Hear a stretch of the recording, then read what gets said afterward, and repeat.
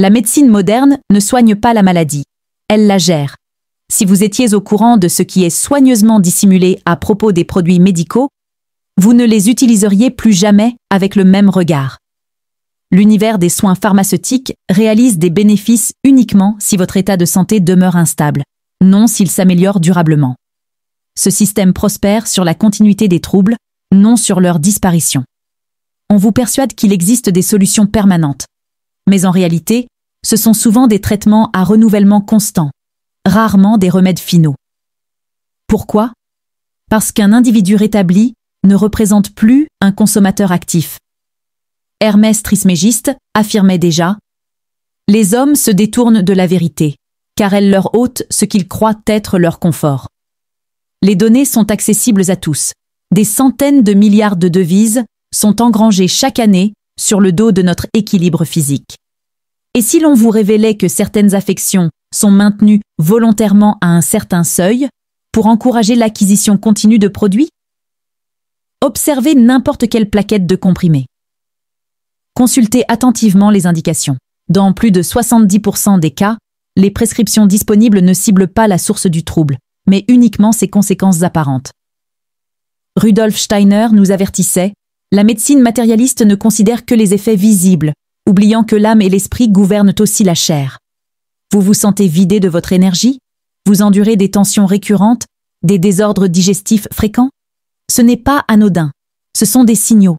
Votre organisme tente de s'exprimer. Il vous alerte. Madame Blavatsky soulignait dans ses écrits « Le corps est le temple de l'âme, et toute perturbation physique traduit un déséquilibre plus profond. » La véritable réponse ne réside pas dans la correction tardive, mais dans l'anticipation.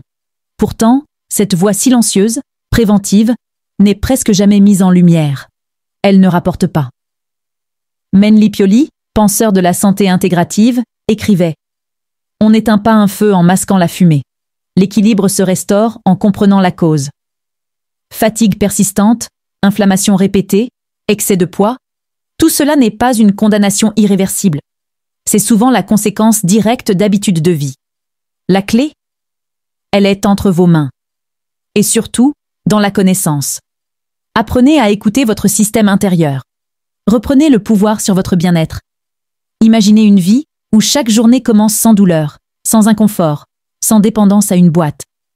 Imaginez redécouvrir votre vitalité, non par une pilule, mais par une compréhension profonde de vous-même. Et si cette vidéo était le début d'un réveil? Et si vous étiez enfin prêt à voir ce que l'on vous a toujours caché? La médecine actuelle, dans sa forme dominante, peut s'apparenter à une illusion bien orchestrée. Elle ne résout pas véritablement les déséquilibres corporels. Elle les régule à peine. Plutôt que de remonter à l'origine des maux, elle se contente d'en atténuer les manifestations. Cela ressemble à une stratégie commerciale habile. Car un individu restauré, c'est un utilisateur perdu. L'intérêt économique n'est donc pas dans la restauration, mais dans la continuité du traitement. L'ignorance est une maladie plus dangereuse que la peste. Paracels. Les grandes compagnies pharmaceutiques prospèrent grâce à la persistance des troubles. Déséquilibre du sucre dans le sang, pression artérielle instable, tension nerveuse, troubles intestinaux, tout est conçu pour maintenir l'état instable. Le rôle du patient? Être maintenu. Pas délivré, pas réparé, maintenu dans un équilibre artificiel. Et pourtant, chaque jour, on voit des gens marcher fièrement vers la pharmacie, convaincus qu'ils vont mieux grâce à ces substances. Ils y croient sincèrement. Le comprimé qui soulage? Il masque. Il anesthésie. Il n'élimine pas la racine. Il est insensé de vouloir guérir le corps sans soigner l'âme. Platon, rappelé par Rudolf Steiner dans ses enseignements sur la médecine spirituelle. Un anti-inflammatoire? Il étouffe la douleur, mais ne résout pas l'inflammation. Un régulateur d'humeur? Il engourdit la souffrance intérieure sans jamais l'éclaircir. Ce système est bâti sur l'illusion. Il endort les consciences, rend les individus dépendants et nourrit une boucle infinie de consommation. Dès l'enfance, on nous apprend à nous méfier de notre propre corps, comme s'il était une machine défectueuse nécessitant une surveillance chimique constante. Et cela devient la norme. Mais la manipulation va plus loin encore. La société moderne vous coupe de votre essence. Elle vous impose des appuis extérieurs au lieu de vous reconnecter à votre puissance intérieure. L'alcool, par exemple. Un anesthésique social, qui donne l'illusion d'un monde plus doux, alors qu'il affaiblit silencieusement votre vitalité. Ce que l'homme cherche au dehors, il le possède en lui. Hermès Trismégiste. Les fuites dans les plaisirs, dans les récréations numériques, sont des moyens pour se détourner de sa propre lumière. Une distraction perpétuelle orchestrée par les puissants, amplifiée par les célébrités, un mirage collectif, une hypnose massive. Blavatsky écrivait « L'homme s'enchaîne lui-même par ignorance de sa vraie nature. Et pendant ce temps, les responsabilités sont évitées. On nous encourage à rester des consommateurs passifs. » Goethe l'a si bien dit « Nul esclavage n'est plus désespérant que celui où l'on aime ses chaînes. » La guérison authentique commence par la découverte de soi. Car aucun rétablissement physique n'est complet sans un rééquilibrage de l'être subtil. Il faut restaurer l'humain dans sa totalité. Surveille ce que tu consommes. Sois attentif à ce que tu écoutes. Choisis avec soin les êtres qui pénètrent ton espace énergétique. Tant que vous chercherez des pilules miracles ou des raccourcis, vous resterez prisonnier d'une souffrance inutile. Il n'y a pas de raison valable pour refuser de prendre en main sa propre évolution. La guérison n'est pas une opération extérieure, c'est un éveil intérieur. L'être humain ne peut se transformer que par la prise de conscience de son origine céleste. Menli Pioli.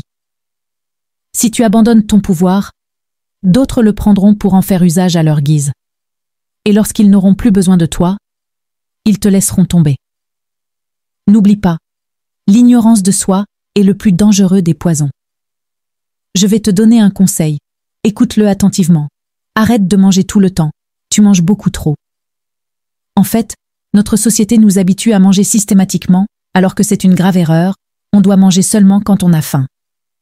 Je répète, ne mange que lorsque tu as faim. On mange déjà 5 fois par jour, et des fois 4 fois par jour, et pour les moindres 3 fois par jour, c'est beaucoup trop. On peut manger 2 fois par jour, c'est amplement suffisant, et tu verras ton corps te dire merci. La nourriture, c'est pas pour vivre. La nourriture, c'est pour pouvoir fonctionner, et nous, ce que l'on fait, c'est qu'on vit pour manger. On ne mange pas pour vivre, on mange beaucoup trop, et finalement, en fait, on se rend malade à faire tout et n'importe quoi. Manger 2 repas par jour, c'est suffisant si ton corps en a besoin, et tu manges seulement lorsque tu as faim, et pas quand tu as envie. Ça, tu verras, ça va changer ta vie. Maintenant, à toi de faire ce que tu veux, mais n'oublie pas que ta santé est entre tes mains, et que personne ne pourrait la changer à ta place. Mange ce qu'il faut, et seulement ce qu'il faut. Laisse le reste pour les autres. Il faut passer au scanner tout ce que vous mangez. Vous n'aviez pas le choix car vous n'alliez pas échapper. Si vous refusez de manger la nourriture comme des médicaments, vous allez consommer des médicaments comme de la nourriture au soir de votre vie. Y a pas pitié dedans. Qu'est-ce que vous pensez de la médecine moderne? Donnez-moi vos avis dans les commentaires.